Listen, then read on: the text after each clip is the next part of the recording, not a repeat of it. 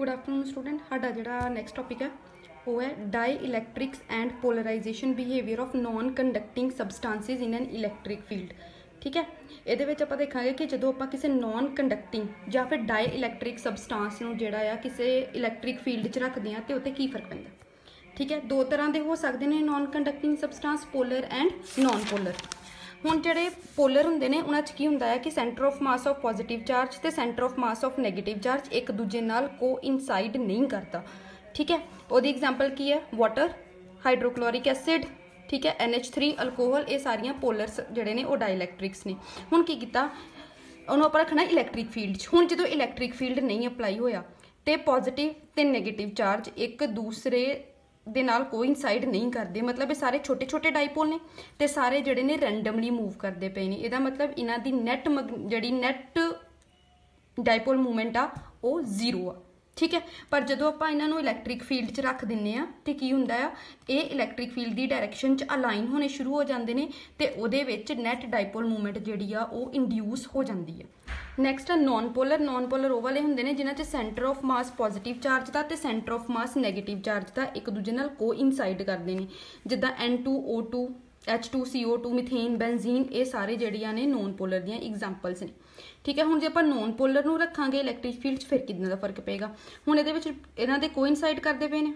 ठीक है, इसका मतलब इन्हां दी कोई डाइपोल मूवमेंट पहलों भी है नहीं, और अगर डाइपोल मूवमेंट नहीं हैगी किसी भी मॉलीक्यूल की, तो मतलब टोटल डाइपोल मूवमेंट भी जीरो आ। हुण जो आप इलैक्ट्रिक फील्ड अप्लाई करांगे तो की होएगा कि जिहड़ा पॉजिटिव चार्ज आ उहदे ते इलैक्ट्रिक फील्ड की डायरैक्शन च फोर्स लगेगी, तो जिहड़ा नैगेटिव चार्ज आ उत्ते इलैक्ट्रिक फील्ड की डायरैक्शन तो ओपोजिट डायरैक्शन च फोर्स लगेगी, तो वो छोटे छोटे डाइपोल भी बनणगे, नाल दी नाल इलैक्ट्रिक फील्ड की डायरैक्शन च अलाइन भी होणगे, ते उन्हां दे विच भी डाइपोल मूवमेंट जिहड़ी आ जाएगी, जिहनूं आपां बोलांगे इंड्यूस्ड इलैक्ट्रिक डाइपोल मूवमेंट।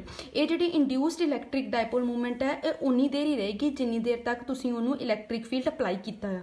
जिद्दां ही तुसीं इलैक्ट्रिक फील्ड जिहड़ी है उन्होंने रिमूव करोगे, जिहड़े मॉलीक्यूल्स ने वो दोबारा अपनी पहली वाली पोजीशन ते आ जाणगे ते उन्हां दी जिहड़ी नैट डाइपोल मूवमेंट है वो फिर तो जीरो हो जाएगी। नैक्सट टॉपिक है पोलराइजेबिलिटी। ठीक है, हुण जिहड़ी है single molecule they which induce dipole movement है P, जिन्ना तुसीं इलैक्ट्रिक फील्ड अप्लाई करोगे उन्नी ही डाइपोल मूवमेंट जिहड़ी आ वो इंड्यूस होएगी। That means P is directly proportional to E। So इत्थे आपां कॉन्सटेंट वैसे लगाने आ अल्फा, पर इहदे नाल आपां एप्सिलॉन नॉट भी लगाया होया। एप्सिलॉन नॉट इस करके लगाया होया ताकि दोनों साइड ते डायमेंशनस सेम हो जाए, मतलब कि दोनों साइड ते डायमेंशनली करैक्ट करने वास्ते रिलेशन आप एप्सिलॉन नॉट लगाया, तो अल्फा की है कॉन्सटेंट। अल्फा नूं आपां बोल सकते हैं एटॉमिक या मॉलीक्यूलर पोलराइजेबिलिटी। ठीक है, हुण इत्थों अल्फा की वैल्यू कितनी आ गई P/एप्सिलॉन नॉट E। अल्फा के यूनिट्स कढ़ने ने, डाइपोल मूवमेंट के यूनिट हो गए कूलम मीटर, एप्सिलॉन नॉट के यूनिट पुट करो, इलैक्ट्रिक फील्ड के यूनिट पुट करो, तो तुहाडे को आंसर आएगा मीटर क्यूब। ठीक है, इसका मतलब एटॉमिक पोलराइजेबिलिटी के यूनिट्स वॉल्यूम के होंगे ने। इसका मतलब यह है कि उन्होंने डायमेंशनस भी जोड़े ने वॉल्यूम के होंगे। सो ये तुम खुद प्रूव करना है कि अल्फा के डायमेंशनस जोड़े ने वो L क्यूब आएंगे। बच्चे नैक्सट टॉपिक है polarization of dielectric slab. Polarization of dielectrics का मतलब है कि ये आप इक्वल ते ओपोजिट चार्ज जोड़े ने डाइलैक्ट्रिक स्लैब के दोनों फेसिस के उपर इंड्यूस कराने ने, मतलब एक पासे पॉजिटिव होएगा एक पासे नैगेटिव होएगा। हुण साडे कोल एक पैरेलल प्लेट कंडक्टिंग प्लेट्स ने।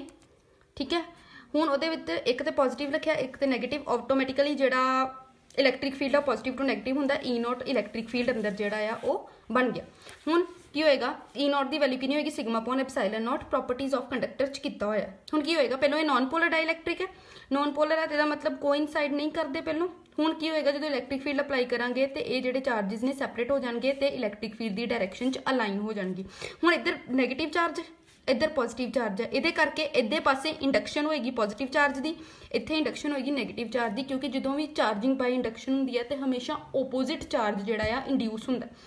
ठीक है, हुण जो इसे चार्ज इंड्यूस हो गया यदी जी सरफेस चार्ज डेंसिटी σP होएगी तो यदी सरफेस चार्ज डेंसिटी -σP होएगी। ठीक है, इनू आपां की बोलते हैं पोलराइजेशन ऑफ चार्ज। ठीक है, पोलराइजेशन ऑफ डाई इलैक्ट्रिक ते अंदर जिहड़ा इलैक्ट्रिक फील्ड इंड्यूस होएगा वो E0 दे ओपोजिट डायरैक्शन च होएगा और उन्होंने आपां बोलांगे इंड्यूस्ड इलैक्ट्रिक फील्ड।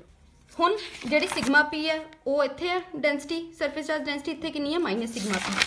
ठीक है, हुण E0 जिहड़ा आ वो σ/ε0 के बराबर है, तो EP के बराबर होएगा σP/ε0। ठीक है, हुण ये दोनों ओपोजिट डायरैक्शन च ने, इसका मतलब यह है कि जो इलैक्ट्रिक फील्ड है डाई इलैक्ट्रिक का वो कितना होएगा, वो अंदर E is equal to E not minus EP। इन्हां दोनों नूं माइनस करो, E नॉट की value sigma upon epsilon not, दी EP की value sigma P upon epsilon not, ये तुहाडे कोल इलैक्ट्रिक फील्ड की वैल्यू आ गई। हुण डाइलैक्ट्रिक कांस्टेंट की हुंदा the ratio of applied field, applied कितना कीता है E नॉट, ते रिड्यूस होकर कितनी वैल्यू हो गई है डाइलैक्ट्रिक के अंदर E। सो ये आएगा E नॉट अपॉन E। हुण E नॉट जिहड़ा आ वो E नालों ज़्यादा आ, ठीक है। रिड्यूस्ड है ना, रिड्यूस्ड वैल्यू का मतलब यही होंगे कि वैल्यू घट चुकी है। E not is greater than E, so dielectric constant is always greater than 1। Next topic है पोलराइजेशन वैक्टर। पोलराइजेशन दसता है कि degree of polarization of dielectric, की डाइलैक्ट्रिक कितना पोलराइज हो चुका है, मतलब कि पर यूनिट वॉल्यूम कितनी डाइपोल मूवमेंट इंड्यूस हो गई है। अगर n नंबर ऑफ मॉलिक्यूल्स ने पर यूनिट वॉल्यूम, तो polarisation vector capital P vector is equal to n into small p vector. n की number of molecules per unit volume, अगर एक मॉलिक्यूल दे विच जिहड़ी डाइपोल मूवमेंट इंड्यूस हो रही है वो स्मॉल p वैक्टर है, तो फिर टोटल डाइपोल मूवमेंट कितनी हुई n इंटू P वैक्टर। हुण n की है number of molecules per unit volume. हुण P के यूनिट्स कढने ने, P के यूनिट्स हो गए कूलम मीटर, n जो आप लिखांगे तो ओबवियसली वो वॉल्यूम आ रहा है, तो मीटर क्यूब भी नाल आएगा, सो ये यूनिट्स आ गए कूलम पर मीटर स्केयर। हुण ये जिहड़े सरफेस चार्ज डेंसिटी दे ने, मतलब जिन्ना इंड्यूस चार्ज हो गया उन्होंने, ठीक है। सो आप लिख सकते हैं, मतलब यूनिट्स में ध्यान च रखते हुए लिख सकते हैं कि कैपिटल P ते सिग्मा P बराबर ने। नैक्सट टॉपिक है ससैप्टिबिलिटी। ससैप्टिबिलिटी का मतलब कि कोई डाइलैक्ट्रिक कितना पोलराइज हो सकता है, ठीक है। डिफरेंस दोनों च है। पोलराइजेशन वैक्टर मतलब कितना पोलराइज हो गया, और ससैप्टिबिलिटी मतलब कि कितना पोलराइज हो सकता है, ठीक है। सो डाइलैक्ट्रिक्स के विच जिहड़ा पोलराइजेशन वैक्टर है वो इलैक्ट्रिक फील्ड के डायरैक्टली प्रपोर्शनल होएगा, क्योंकि P जिहड़ी आ वो इलैक्ट्रिक फील्ड के डायरैक्टली प्रपोर्शनल आ, ठीक है। सो इत्थे आपां यूनिट्स लगावांगे एप्सिलॉन नॉट ते काई ई। वैसे यूनिट्स जिहड़ा है वो काई ई है, इनू लिख दी, ये वाला जिहड़ा सिंबल है उन्होंने इस तरह पाना, ठीक है। इनू बोलते हैं काई, ठीक है, काई ई, ये ससैप्टिबिलिटी है। एप्सिलॉन नॉट आप फिर इसे करके लाया कि दोनों साइड के डायमेंशन सेम रहन, ताकि डायमेंशनली करैक्ट रहे। इथों काई की वैल्यू कड्डो, ठीक है। P के यूनिट्स की कड्डे ने coulomb per metre square, epsilon not के E के यूनिट्स पुट करो तो तुहाडे कोल आंसर आएगा 9 यूनिट। काई E के कोई यूनिट नहीं होंगे, काई E की कोई डायमेंशनस नहीं होंगे, सिर्फ काई E एक वैल्यू आ जिहड़ी सानू दसदी है कि कितना पोलराइज हो सकता है, क्लियर।